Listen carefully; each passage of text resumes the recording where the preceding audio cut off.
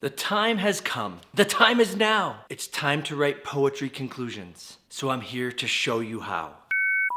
Alright, enough of the rhyme. What I need you to do immediately is click the like button, then subscribe, and keep on watching. And if you're a literature teacher, I need you to click down in the description so that you can check out the Garden of English's lit support materials. You can also access them right up here. Trust me, you won't regret it. As we finish our trek through the poetry essay, I want to remind you about all that we've covered so far. We've been looking at a prompt for Ozymandias, and I've gone over everything from breaking down that prompt through thoroughly writing thesis statements and body paragraphs. You can access all of these videos, resources, and examples for free in the description right below this video. If you haven't watched the prior videos, you'll want to do so you can see the progression of the whole essay so far. Assuming you're up to speed with all of those, feel free to proceed. Now, when students come into my classroom, they often assume that conclusion paragraphs merely summarize their papers. I guess you can do that, but it's really not the most sophisticated way to end your essay. No one's going to be celebrating your genius for millennia to come if you only do that. So let's go over some steps that you can take to make a lasting impact. I want to turn you into an artist. Writing poetry conclusions is a little different than writing ones for other lit analysis papers. But one thing that all conclusions have in common is that they must end by focusing on universal applications and wisdom.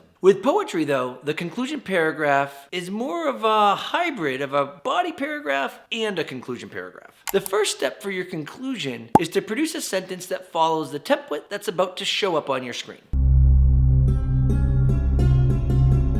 If you've been following this poetry series so far, you've probably already done this because you created topic sentence 4 during the topic sentence video. Now, the first sentence of my conclusion is gonna look like this.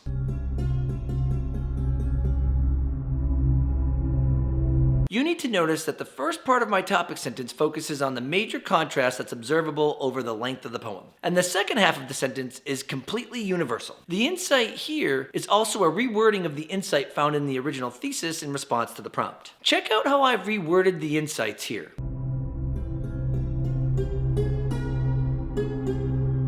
In my example, I reworded my insight at the end of my initial sentence of the conclusion to avoid being overly repetitive. But the meaning of the insight is the same. Now, once you have a strong initial first sentence that focuses on the holistic contrast or shift in the poem, you're able to move to step 2 of the poetry conclusion. Because a poetry conclusion is a hybrid paragraph, the second step should be pretty easy for you because it's something that you're remarkably familiar with. You're going to integrate textual evidence that proves the major contrast or shift from your first sentence. Do this just like you would if you were writing a body paragraph. So if I were to do so, I would need to integrate textual evidence proving that the poem contains a broken statue, bold claims, and a speaker that reflects on the present desolation. Putting in such evidence would look like this. After reflecting on how the ancient pharaoh demanded that all look on his works in despair, the traveler recounts how nothing beside the vast trunkless legs of stone remains. In fact, around the decaying image, the desert terrain is boundless and bare. A couple things that I want you to notice. My quotes are seamlessly integrated into my 2 sentences of evidence here.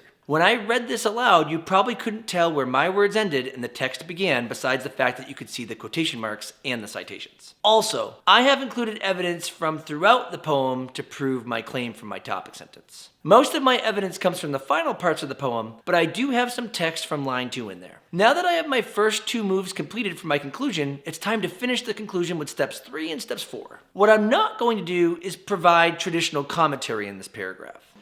Because conclusions are meant to be universal, I'm going to now make a universal observation and then project an application of that observation in the real world. The easiest way to shift to this part of your conclusion is to establish your understanding of the poem as a metaphor for something that happens in the real world. This will be step 3 of your conclusion. You can start this third move of your conclusion with phrases such as much like, compared to, or in a similar sense to. Once you put this phrase in your next sentence, you need to quickly describe something that shows up in the poem and then connect it to an observation that you've made that is true for most people based on your understanding of the world that you live in. Here's an example sentence that begins this transformation to the universal application. Much like the natural desolation of the barren desert, history can level any man or woman and all of his or her riches and glory. Notice how I mentioned the decimation and desert from the poem, and I also connected it to how history has the ability to destroy riches, power, and glory. This reflection is completely true. It's why most of you get your brain cows milked by my friend Steve Heimler. But we're not quite done with the conclusion here. Poetry is all about contrasts and shifts. So we're going to finish our conclusion with our final step. Step 4 is embracing the mindset that good authors give a shift. And we're going to do this by providing some applicable wisdom based on our prior metaphor. I'm going to complete this final move by starting my next sentence with the word yet or but. As I finish my conclusion paragraph, I'm going to now shift to providing my reader with wisdom that they can apply to their own lives based on the understanding of the poem. And to really showcase my knowledge of the poem, I'm also going to incorporate a small snippet of textual evidence, about no more than 5 words, while I do this. Here's what my final step would read like. Yet, in the midst of such a depressing reality, there is hope for those who would like to leave behind a remnant of their experiences in their culture by creating art, whether physical or written, that's able to reach generations stretching far away into the future. Think about this last line for a moment. What is the wisdom that I'm providing for the reader? Can you figure it out? Well, if you said that the reader of the essay should be inspired to create some form of art to leave an impact on the future,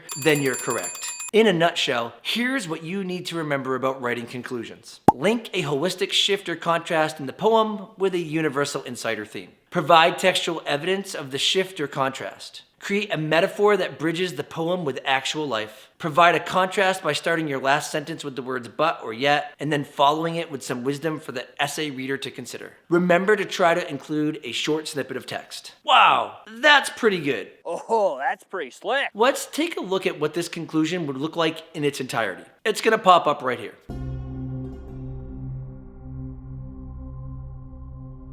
Well, it's been a good run with poetry. I want to encourage you to try writing poetry conclusions like I just modeled, but I do recognize it's hard to do. You just have to practice. I'm talking about practice. And once you do, I encourage you to now go and watch my prose analysis series so you can be prepared to write for any prose essay that you'll ever be asked to complete, whether on your AP exam or in college. You can find that series because it's going to pop right up on your screen now.